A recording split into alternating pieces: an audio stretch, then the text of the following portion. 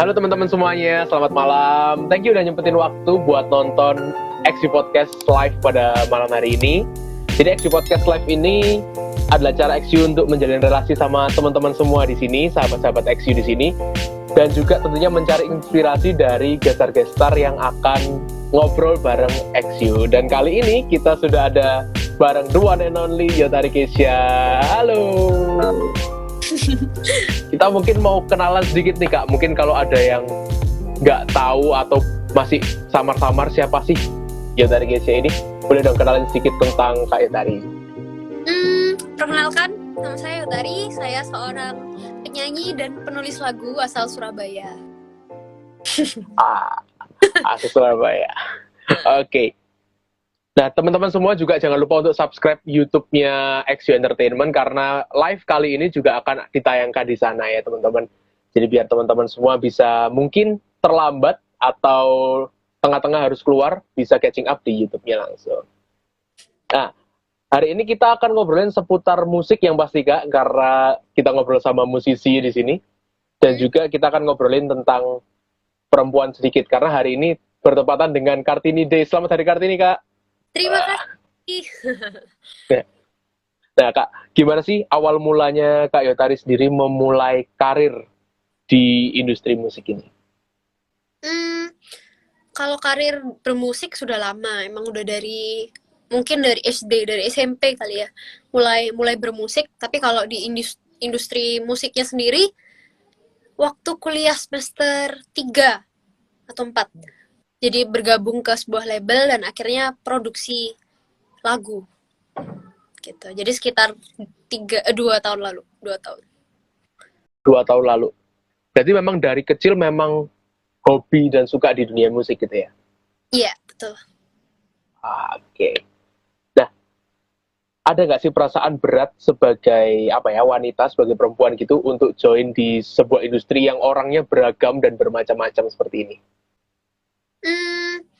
Sampai titik ini sih belum ada sih kayak kesulitan sebagai perempuan ya. Belum ada. Kayak masih aman.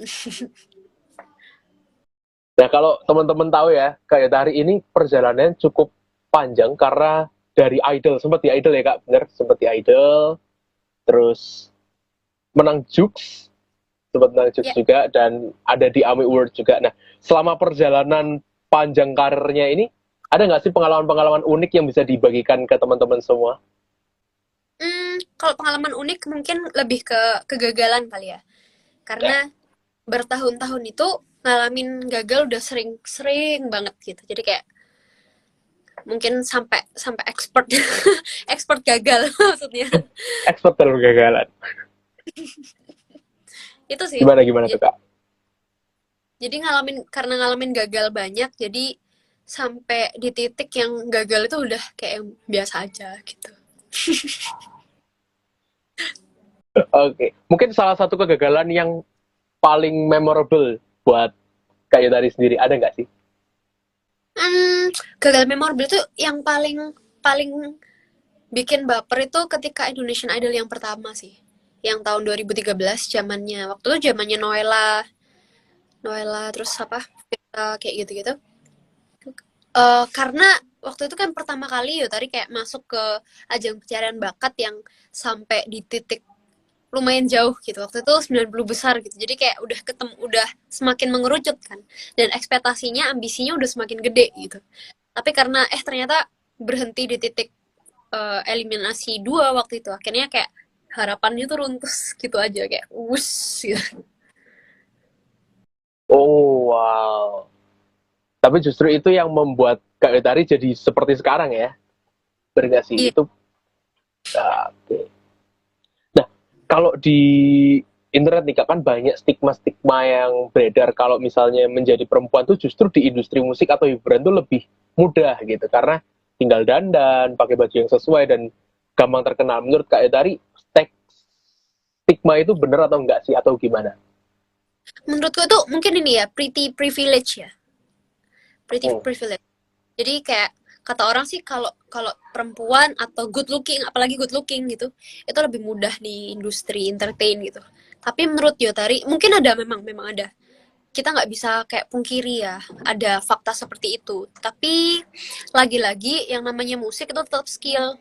Yang dijual tetap, meskipun ya nggak bisa dipungkiri, look juga dijual gitu. Tapi pada intinya kan tetap skill gitu loh. Pada intinya tetap bagaimana kamu bernyanyi, bagaimana kamu bermusik, bagaimana kamu menciptakan sebuah karya kayak gitu. Itu tetap harus pada intinya. Karena kalau kalian lihat gitu ya, orang nanti ntar waktu yang buktiin.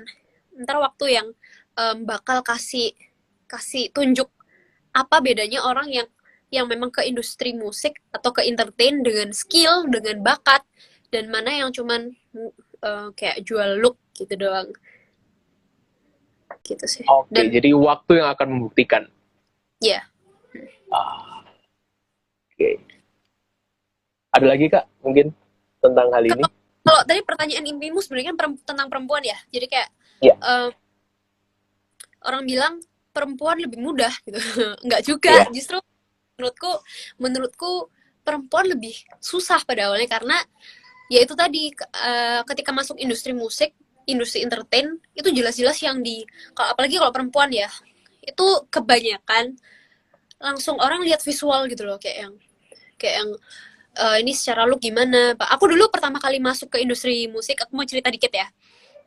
Iya. Pertama kali masuk ke industri musik kan masuk ke sebuah label gitu, dan waktu tuh ngobrol-ngobrol sama orang label gitu, dan ketika seorang penyanyi masuk ke industri musik, yang pertama ditanyain itu brand. Jadi kayak kamu mau dilihat sebagai apa gitu. Dan mereka tuh langsung dengan gampangnya bilang seperti ini, orang-orang ini. Mungkin bukan orang label ya, jadi ada orang lain lah gitu. Dia bilang gini, paling gampang ya tadi, kalau kamu mau cepat terkenal, itu kamu brandnya harus seksi. Kamu harus pakai baju yang terbuka. Kamu harus kayak, you know lah gitu, kayak yang Iya. gimana. Itu susahnya sih, karena stigmanya tuh langsung begitu tentang perempuan, langsung diseksualisasi gitu intinya. Padahal kan Oke. kita juga maksudnya bukan itu gitu loh, yang kita jual ini bakat loh, bukan badan kita loh gitu. Jadi tapi orang itu tetap pandangannya kalau cewek seksi itu lebih menjual gitu. Dan itu menurut Kak Yotari masih ada ya sampai sekarang ya? Oh, ada lah, Ya, jelas. orang-orang. Ya, jelas. Oke. Nah, kalau Kak Yotari sendiri selama ini nih, selama berkarir, seperti tadi kan salah satu pengalamannya, ya tadi kan sempat dibilang kayak, ya kalau mau terkenal pakai yang pakaian seksi dan segala macam. Ada nggak sih kayak seksual lainnya yang terjadi karena kayak dari seorang perempuan dan di industri gitu? Sebenarnya pernah, tapi I don't know apakah pantas untuk diceritakan di sini ya, tapi sedikit aja deh kayak sneak peeknya. Jadi pernah satu titik kayak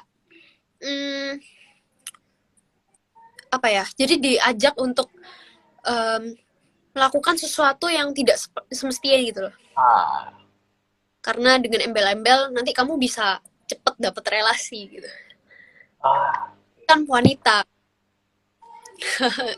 pernah ada di titik itu, ditawari seperti itu, langsung ya satu sisi yang paling besar tersinggung kan, karena kayak you know lah, apa-apaan. Aku kan masuk ke musik untuk jual bakat gitu loh, yang aku jual itu lagu, yang aku jual itu tulisanku. Kenapa kok tiba-tiba langsung ke situ gitu, lebih kayak itu sih. Oke, jadi ternyata masih banyak ya hal-hal seperti itu terjadi ya. Nah, menarik tadi karena Kak Yotari sempat nyinggung kan, yang kita jual itu lagu. Nah, kita mau masuk ke saat Kak Yotari menulis lagu nih, karena Kak Yotari kan penulis lagu di sini. Apa sih yang Kak Yotari rasakan saat menulis lagu? Apa benar seorang penulis lagu harus bisa merasakan lagu yang dia tulis? Misalnya lagu sedih, dia harus sedih atau gimana? Oh iyalah, kalau buat Yotari ya harus bisa ngerasain. Kayak misal seandainya Yotari nulis lagu yang bukan tentang Yotari nih, bukan pengalaman Yotari. Jadi Yotari nulisnya pengalaman orang gitu. Yotari harus menaruh dirinya Yotari seakan-akan orang itu. Jadi memang harus ngerasain supaya tulisannya tuh gitu loh, kayak jujur gitu. Berarti seorang penulis lagu harus sering-sering patah hati gitu ya? Waduh. Kayak maksudnya supaya lagunya lebih jujur. Nah, kalau Kak Yutari nulis lagu sendiri nih, ada nggak sih kayak ritual-ritual tertentu harus? Thomas pernah nih ketemu orang-orang yang kayak, oh kalau menulis lagu aku harus sendirian di dalam ruangan tertutup, atau aku harus pergi ke satu tempat. Nah, Kak Yutari ada kayak gitu atau everywhere bisa buat musik, bisa buat lagu? Ngopi sih. Ngopi Ngopi. paling. Nggak ada sih kalau ritual khusus, adanya mungkin kayak kalau sudah mumet ya, udah kayak kehabisan, udah notok jedok. Ah, Itu biasanya kayak aku ambil waktu break sebentar untuk aku kayak pergi ke mana kayak ngafe kayak, atau ke mall, atau ke tempat yang hijau-hijau gitu ah, malam-malam, supaya refresh aja. ya, I see. Jadi take a break sebentar, baru kita lanjut lagi gitu benernya kayak ya. Ya. Oke. Nah, Kak Yutari baru-baru ini ngerilis lagu Cara Bahagia nih. Lagu yang catchy banget, asik banget, liriknya juga dapat banget. Nah, sebenarnya apa sih yang mau Kak Yutari sampaikan dari lagu Cara Bahagia ini ke teman-teman pendengar? Lagu Cara Bahagia ini ngomong tentang, udah jelas ya sebenarnya, ngomong tentang Hmm. insecurity, bagaimana kita harus nerima diri kita apa adanya, maksudnya dengan kelebihan dan kekurangan yang kita punya, jangan banding-bandingin diri sama orang lain. Terus juga sebenarnya yang paling penting dan yang Yutari sendiri pelajari dari lagu ini adalah bersyukur sih, gimana kayak ternyata kebahagiaan itu sesimpel kita bersyukur sama apa yang kita punya, dan bahkan apa yang kita nggak punya gitu.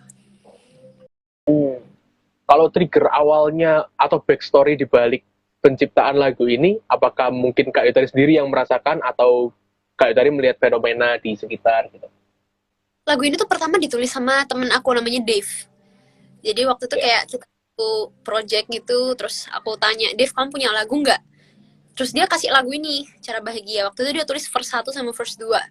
Terus kata dia lagu ini dia tulis waktu melihat temennya yang perempuan itu ngerasa insecure gitu. Terus waktu aku dengerin aku senyum-senyum sendiri ya kan, kayak bagus sih lagunya tuh, bagus dan bener-bener berbicara gitu. Nah akhirnya Yotari lanjutkan di verse kedua, chorus, dan waktu itu bridge juga Yotari tulis berdasar pengalaman pribadi. Jadi kayak first 2-nya apa sih?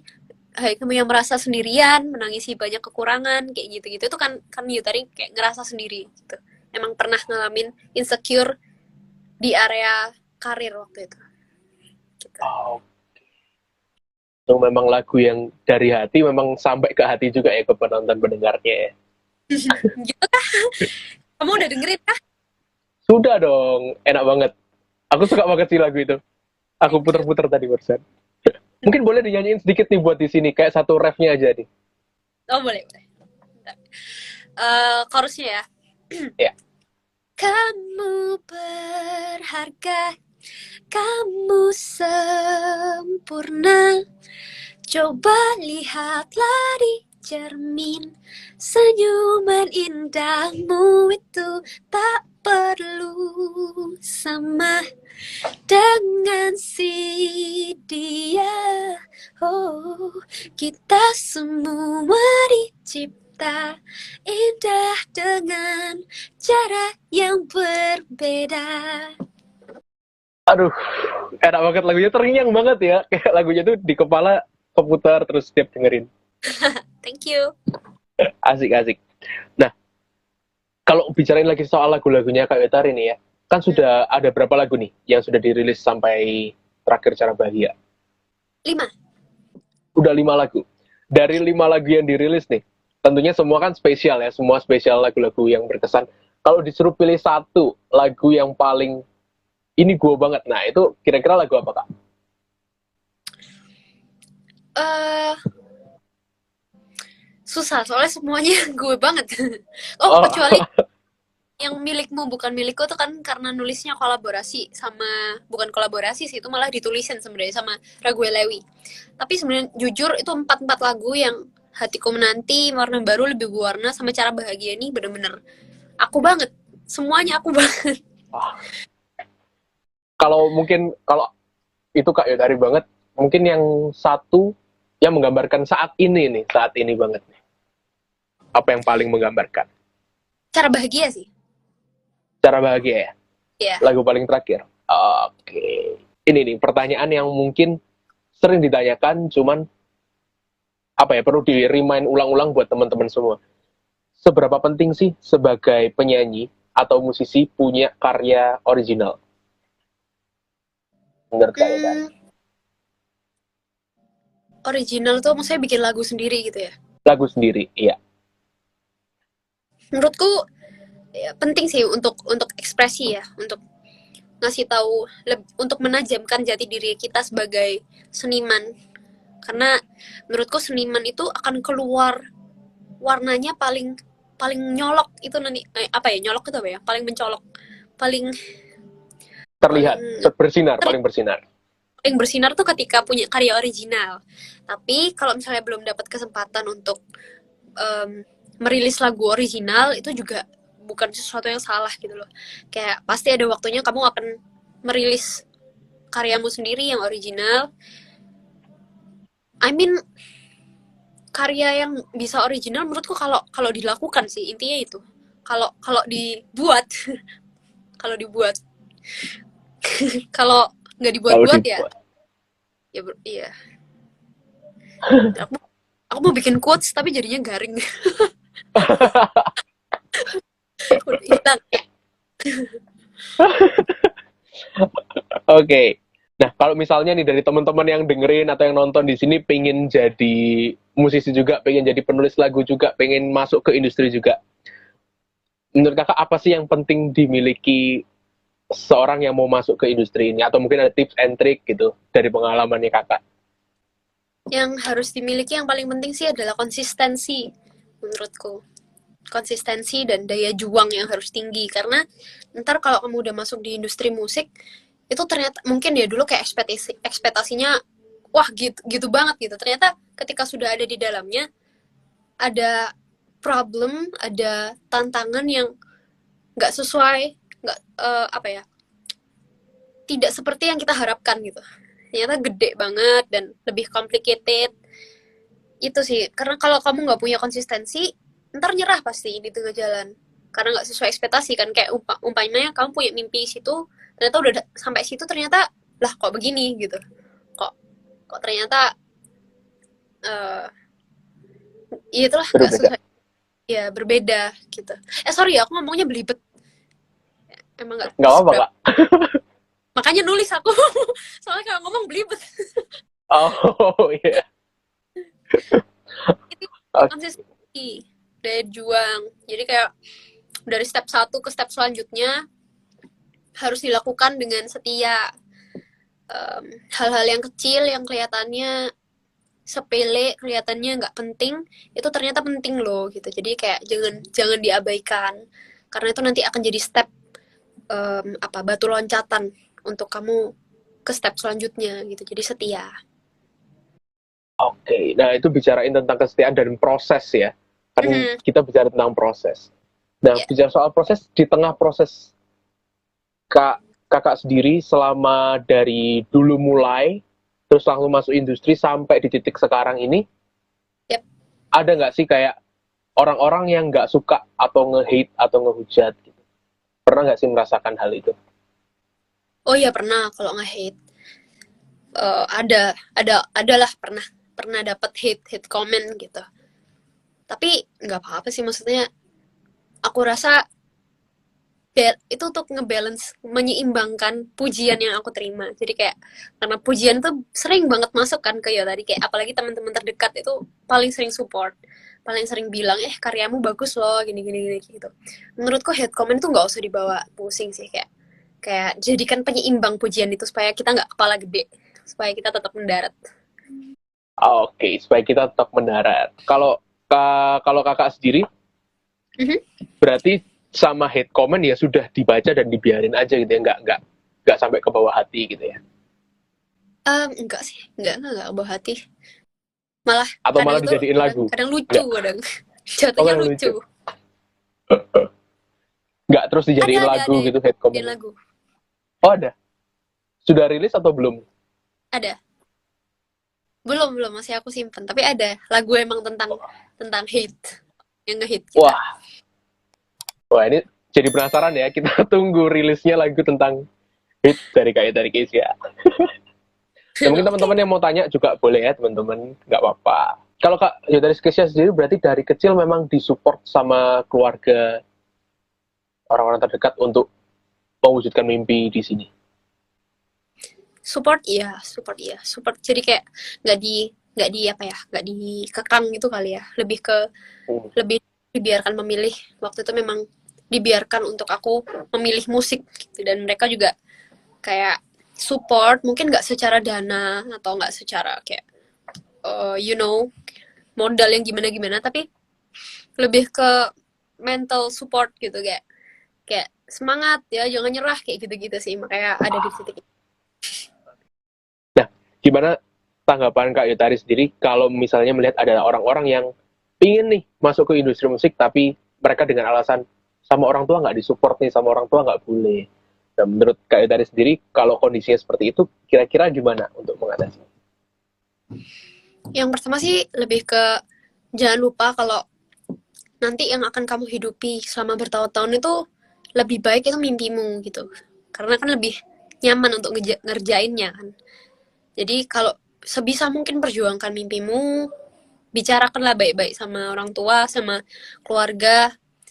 Terus buktikan juga dengan, maksudnya hasilnya apa kalau kamu ada di misalnya di musik, atau misalnya kamu pengen jadi dokter, hasilnya apa, misal kayak kalau sekolah, kalau kuliah gitu ya, kamu dapat nilai-nilai terbaik misalnya di bagian sains atau biologi atau apa kayak gitulah. Jadi kita kita yang memperjuangkan sendiri dengan progres, dengan hasil gitu. Tapi kalau misalnya udah notok nih orang tua, udah bener-bener yang nggak mau, pokoknya kamu harus ikut apa kata mama papa gitu, hmm, setia dulu lah, kerjain apa yang papa mamamu suruh. Nanti kan by the time kalau apa yang belongs to you will be yours gitu. Jadi kayak it's okay. Asik. Oke, jadi menunggu ya, jawabannya tetap menunggu gitu ya. Iya, Bukan menyerah kan berarti? bukan menyerah, lebih bukan menunggu sih. Menunggu tuh kalau yang kedua tadi, kalau yang tip udah Ah, dapat nih. Tapi opsi ah. tetap berjuang, berjuang. Oke, teman-teman diingat ya, tetap berjuang. Jangan menyerah. Kalau memang mentok, kita nunggu dulu sebentar gitu kan. Kita buktiin mungkin ya. Bu ya, buktikan dengan aksi. Ah, oke. Nah, nah gimana nih Kak? Kedepannya plannya Kak Itari mau ngapain aja? Ada karya-karya baru kah? Atau ada proyek-proyek baru yang mau dikerjakan dalam waktu dekat ini? Iya, ada beberapa karya yang nanti Yotri mau rilis beberapa bulan ke depan, mungkin sekitar bulan Juni, Juli, Agustus itu nanti ada karya lagi 3 atau 4 lagu. Dan ini lagu yang benar-benar Yotari tulis sendiri, benar-benar apa yang Yotari pikirkan, apa yang pengalaman pribadi Yotari, kayak gitu sih. Ah, oke, ini udah nggak sabar nungguin lagunya di kisaran bulan Juni. Bener ya? Juni, ya, betul. Oke. Nah, teman-teman ditunggu proyek ini, lagu-lagu yang akan dirilis. Itu apa? Satu EP gitu atau akan per single gitu, Kak? EP sih, cuman kan keluarnya satu-satu. Oh, oke. Oke, Ya, menarik, EP yang keluar satu-satu. Ditunggu ya teman-teman karyanya, dan nggak kerasa kita sudah ngobrol hampir setengah jam di sini. Kita udah ngobrol hampir setengah jam di sini. Oke, ini ada yang ya ditunggu telat. Ada yang bilang nih Kak, nungguin judul lagunya Kakak yang judulnya Ghosting. oh, ghosting. Iya ya, ada di TikTok itu. Iseng-iseng bikin waktu itu, kayak karena waktu kejadian apa sih, kayak anaknya Pak Presiden kita kayak berulah gitu. Terus terus waktu itu kayak lagi duduk-duduk aja gini, terus kayak nyantai nyoba main-main gitu, terus enak nih. Terus coba aku rekam, ternyata viral. Terus banyak banget yang pengen itu rilis. Jadi kayak sekarang lagi aku kerjain supaya jadi full Wah, satu, mudah-mudahan bisa dirilis. amin. Mudah-mudahan bener-bener bisa dirilis ya Ghosting. Aku penasaran sih, habis ini aku langsung cari itu TikToknya ya, Oh Ghosting. iya, cari aja di TikTok. Terus kasih nilai ya, bagus apa enggak? Oh, Bagus. oke, udah pasti bagus lah kalau Kak Yotari yang buat ya kan. Sudah terpercaya.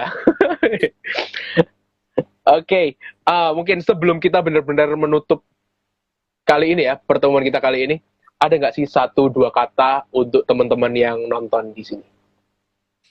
Buat teman-teman yang nonton, em, apalagi karena ini temanya Kartini ya, buat yang mungkin lebih khusus ke perempuan sih yang kali ini, perjuangkan mimpimu, juga jangan nyerah lah intinya. Meskipun orang bilang kayak perempuan katanya sih lebih lemah dan lain-lain gitu. Pada kenyataannya kita bisa untuk memperjuangkan mimpi kita bisa untuk melakukan sesuatu yang bahkan di luar batas kekuatan manusia, di luar batas kekuatan wanita gitu. Jadi don't give up on your dreams. Semangat. Oke, kalau gitu thank you so much Kak Yudari udah nyempetin waktunya di tengah kesibukannya. Thank you juga teman-teman yang sudah nonton di sini.